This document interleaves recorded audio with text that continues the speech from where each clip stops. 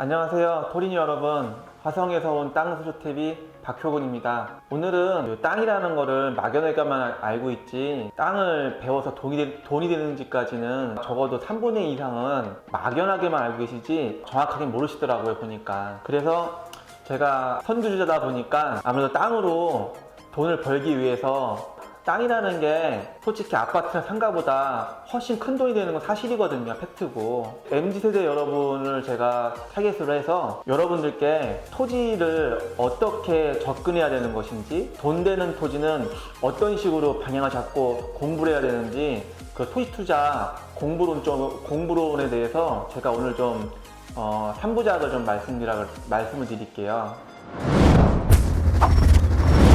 1차원적, 2차원적, 3차원적으로 제가 나눴어요. 제가 나름대로. 그 1부에서는 1차원적 돈 되는 토지를 보는 방법을 제가 거시적 투자 관점론에서 설명해 드릴게요. 일단은 여러분들께서 땅을 투자하려면은 지역을 설정하셔야 됩니다. 지역을. 그리고 그 지역의 시장성을 분석하셔야 돼요. 예를 들어서 우리나라 토의 판은 뻔합니다. 뭐가 뻔하냐면은 그 시장과 지역의 그 주 테마가 뻔하다는 얘기예요. 공장용지나 사업용지가 밀집되어 있고 혼재되어 있는 기업용지가 많은 도시가 있고요. 뭐 관광이나 레저, 휴양 쪽으로 자연 친화적인 또 동네가 있고요. 뭐 집주 근접을 많이 원하는, 자기 직업군과 자기 주거권이 가까이 있는 그런 집주 근접성을 강조하는 동네가 있어요. 그래서 이런 테마에 따라서 투자를 해야 되는 겁니다. 그 지역의 그 테마를 거스르고 역변하는 투자를 할 경우에는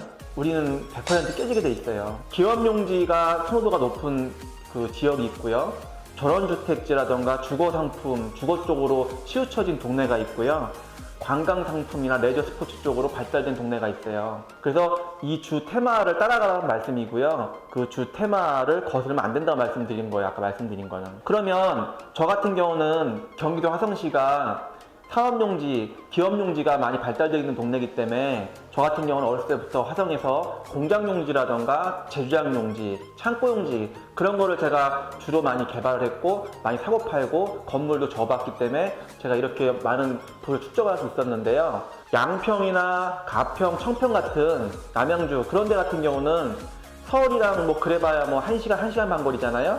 자연 친화적인 동네면서도 또 북한강을 따라서 얼마나 많은 펜션과 풀빌라들이 많습니까?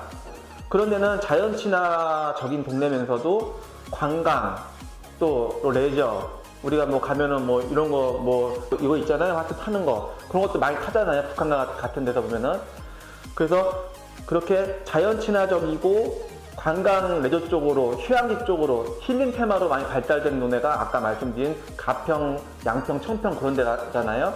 그런 데는 서울이랑 그렇게 멀지 않으면서도 충실히 그쪽 테마를 따라가는 부동산 토지들이 많이 각광을 받지 않습니까? 예를 들어서 뭐 펜션용지, 풀빌라 펜션용지, 그리고 전원주택지 그런 것들이 양평, 가평에서는 되게 선호도가 높은 토지란 말이에요. 그래서 저 같은 디벨로퍼들이 그런 테마로 양평, 가평 가서 많이 개발을 합니다. 전원주택지나 타운하우스 용지나 펜션 용지를. 또 여기 보면은 경기도 광주라던가 또 여기 경기도 용인시 같은 경우 그런 데는 서울이랑 한 3, 40분, 4, 50분 거리 아닙니까? 특히 강남권도 그 이상으로 가깝고요.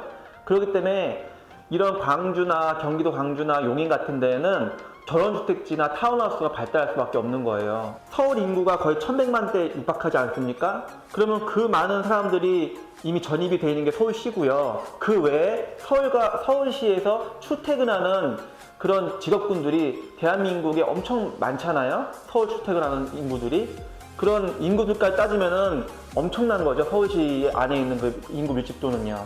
그러면 서울에 출퇴근하는 직업군들이 많기 때문에 이런 용인이나 광주 같은 데가 자연 친화적이면서도 전원주택지, 타운하우스 그런 주택용지가 많이 발전할 수밖에 없는 거예요. 그 동네는.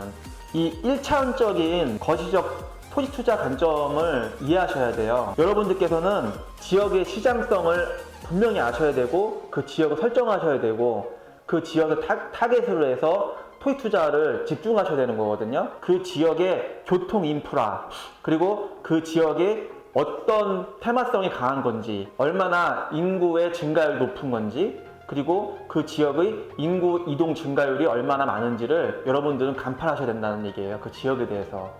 그 지역을 면밀히 살피고 공부하지 않으시면 토지 투자를 그 지역에 한다는 것은 자살행위입니다. 자살행위.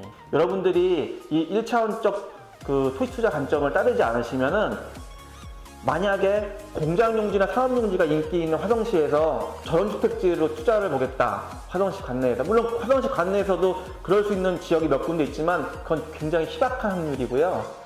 화성이나 평택 같은 경우는 산업용지나 기업용지, 그리고 기업용지가 많으니까 어떻겠어요? 인구가 증가하지 않습니까? 인구가 증가함으로써 그 따라오는 그런 모멘텀에 따른 용지들, 그리고 그런 것들은 그 지역에서 어느 정도 먹히겠지만은 그 지역의 테마성을 잃어버리시고 그 역변하는 토지 투자를 하실 경우에는 절대적으로 토지의 환가나 황금성을 받쳐줄 수가 없는 것이고요. 그리고 토지의 시세 차익도 많이 기대할 수가 없는 겁니다. 그렇기 때문에 여러분들께서는 절대적으로 그 지역이 어떤 토지가 주 테마인지를 분명히 분석하셔서 그 토지 투자의 그 시장성과 지역성을 아까 말씀드린 대로 면밀히 분석을 하셔야 되는 겁니다. 지금 제가 말씀드린 대로 교통 인프라, 뭐 인구 증가율, 뭐 등등등, 그리고 그 지역의 뭐 당연히 땅의 입지는 기본이고요. 그 지역의 시장성 등등등, 그런 거는 1차원적으로 여러분들이 연구하시고 그 지역을 설정하시고, 그리고 그 지역에 대해서 분명히 강력한 분석을 하시고 가셔야 된다는 말씀.